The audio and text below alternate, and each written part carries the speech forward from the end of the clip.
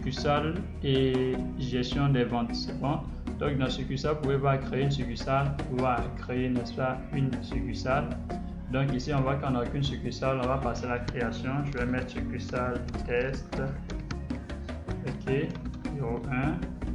Je vais choisir le gérant. Ça, c'est la liste des utilisateurs qui ont été enregistrés. Voilà, ce sont ceux qui sont disponibles ici. Je vais prendre le dernier, je vais prendre Darius Kassi, le téléphone du gérant de la succursale, la date de création de la succursale, la localité, enregistré. Ok, succès, succursale enregistrée. Et là, je vais voir ici, succursale test 01 qui a été créé effectivement. Pour avoir plus d'informations, je clique sur liste des succursales. Puis il va me rediriger vers voilà, la liste de toutes les succursales. Donc c'est ici que ça liste toutes mes succursales.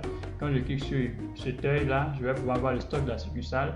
Quand je vais cliquer sur ce bouton, je vais pouvoir supprimer la succursale. Étant donné que le stock est vide, donc j'ai 0 francs ici. Donc je vais aller dans l'onglet vente pour faire une vente au niveau de la succursale. Donc, je suppose que la succursale a réalisé une vente et elle appelle pour qu'on enregistre ou bien elle donne dans son cahier pour qu'on enregistre ses ventes. Donc, je vais venir ici choisir la succursale 1, suivant, recherche en cours des produits. Et là, je vais choisir le produit. Je vois qu'on me dit aucun résultat. Aucun résultat, pourquoi? Parce que la succursale ici n'a pas encore de stock. Il n'y a rien comme approvisionnement dans cette succursale. Donc, elle n'a aucun produit en stock pour qu'on puisse faire une vente. Ok, donc du coup je vais aller enregistrer un approvisionnement pour la succursale. Donc approvisionnement, je vais approvisionner la succursale. Je choisis la succursale approvisionner, faire suivant. Je choisis les produits que je veux approvisionner à la succursale. Donc ici je peux saisir le nom du produit et directement je choisis le produit en question. Je vais donner le montant, donc brouette 15 000, combien? Je vais prendre 12 brouettes, ajouter. Je vais prendre un autre produit, pioche, 50 000, 5 000, 10. Je vais prendre un dernier, cordon, 400, 100. C'est bon, ajouter, et je vois là que mes ajouts se font. Je vais consulter la liste de ces ajouts. Et la liste, je vais consulter la liste de mon approvisionnement. Voici là, j'ai ma liste qui est là. Et je veux enregistrer l'arrivage, l'approvisionnement du moins. Ok, donc l'enregistrement est en cours. Voilà, enregistrement validé. Je peux maintenant voir le stock de ma succursale. Donc j'ai les informations ici, 4 produits, 4 catégories de produits, 122 produits total et la valeur du stock 255 000. Donc ici maintenant je peux aller faire une vente. Ok, je vais choisir donc la succursale qui a effectué la vente que je vais enregistrer. Suivant. Donc panier de succursale test 1. Et ici, automatiquement, les produits de la succursale sont chargés, c'est-à-dire les produits que la succursale a en stock. C'est bon? Donc, si je prends par exemple pioche, je veux exprimer la quantité, je veux 17 pioches,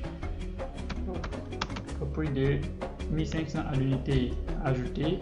Et là, vous voyez une notification qui me dit produit insuffisant dans le stock, quantité disponible 10. Or, il y a celui-ci, quantité 17. Donc, on lui dit qu'il ne peut pas prendre 17 puisqu'il n'a que 10 produits en stock. Donc, si je prends par exemple 7, je vais valider. Vous voyez que mon produit a été ajouté avec succès. Donc, je peux prendre d'autres produits, cordon, je vais prendre 50 à plus de 500, ajouter avec succès, ainsi de suite, et je pourrais ajouter tant de produits que je veux. Ok, consulter la liste. Donc ça c'est la liste de la vente d'une succursale que je suis en train d'enregistrer. Oui, vous voulez enregistrer cette vente? Oui, j'effectue l'enregistrement et automatiquement là je suis redirigé vers le stock de la succursale puisqu'elle vient de faire une vente. Donc je vais voir si son stock a été vraiment imputé, c'est-à-dire si on a enlevé les produits là du contenu de son stock. Et comme je peux le remarquer ici, on avait au départ plusieurs brouettes, mais là nos brouettes ont diminué. C'est bon, on avait 100 cordons, là on en a 50. Ok, donc voilà un peu comment se fait l'enregistrement d'une vente, d'une succursale et tout ce qui y va. Comme vous pouvez le remarquer aussi en haut ici, catégorie, on a maintenant 65 produits et le montant c'est 180 500. Voilà, donc on a fait une vente et on a vu combien il nous reste. C'est bon. Et là on peut voir la liste des ventes, c'est-à-dire quelles sont les ventes que la succursale a effectuées. C'est bon. Et là je viens voir succursale test 57 produits.